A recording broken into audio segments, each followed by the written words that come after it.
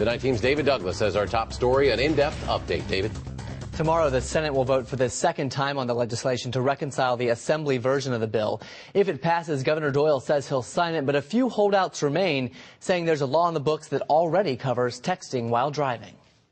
It's actually kind of a fun driving lesson. Out on the road, driving student Hannah Scott is learning what to do. We'll turn to the right, so just keep that white line right next to you. In a wide-open parking lot, the emphasis is on what not to do. Your eyes are going to be on that keyboard. They won't be looking up, and then what bad could happen?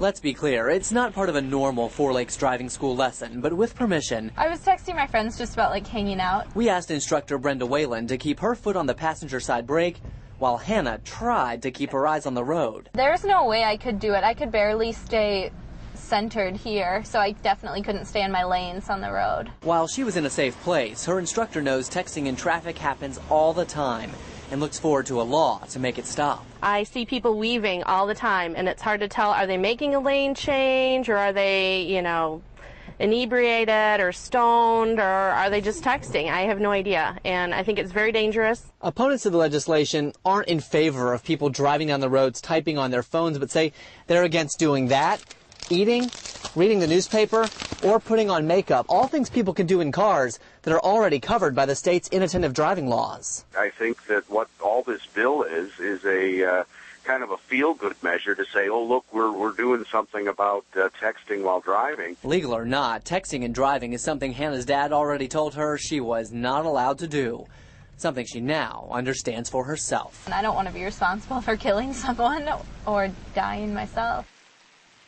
Plainly says because the bill only addresses texting while driving, it's not terribly effective because you could just as easily be distracted looking through email on your phone.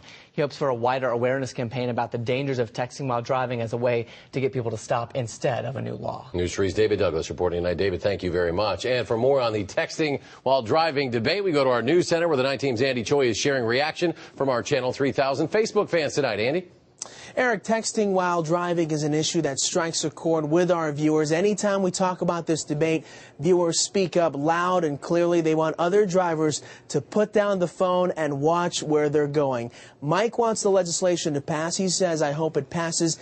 It is just as bad as OWI. Meg agrees. I've had people cross the road at me who were texting or drifting from lane to lane. You finally try to go around and they're busy texting or looking up numbers. Meg calls the ban a no-brainer. Many viewers are questioning how law enforcement would enforce a texting while driving ban. If the bill passes, Wisconsin would be the 22nd state to ban texting outright. All right, the 19's Andy Choi reporting tonight. Andy, thank you very much.